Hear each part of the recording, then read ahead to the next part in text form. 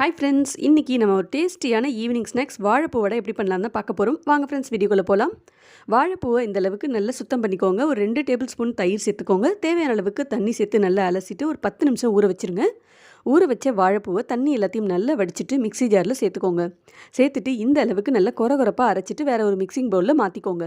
வாழைப்பூ எந்த அளவுக்கு எடுக்கிறோமோ அதில் பாதி கடலைப்பருப்பு ஊற வச்சுருக்கேன். அதில் கொஞ்சமாக எடுத்து வச்சுட்டு தண்ணி எல்லாம் வடிச்சிட்டு மிக்ஸி ஜாரில் சேர்த்துக்கோங்க.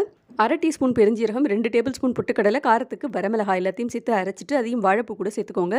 மஞ்சள் தூள், தேவையான அளவுக்கு உப்பு, 2 டேபிள் ஸ்பூன் அரிசி மாவு, வெங்காயம், கருவேப்பிலை, கொத்தமல்லி, வாசனைக்கு பெருங்காயம் இதெல்லாத்தையும் சேர்த்துக்கோங்க.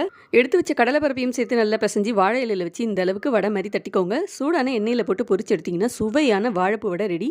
ஸ்நாக்ஸாகவும் சாப்பிடலாம், சைட் டிஷ்ஷாகவும் சாப்பிடலாம். கண்டிப்பாக ட்ரை பண்ணி பாருங்கள். ரெசிபி பற்றி டீட்டெயிலாக தெரிஞ்சுக்கணும்னா சேனல் செக் பண்ணுங்கள். வீடியோ பிடிச்சா லைக், ஷேர், கமெண்ட் பண்ணிட்டு மறக்காமல் சப்ஸ்கிரைப் பண்ணுங்கள். நாளைக்கு வேறு ஒரு வீடியோவில் பார்க்கலாம். பாய்.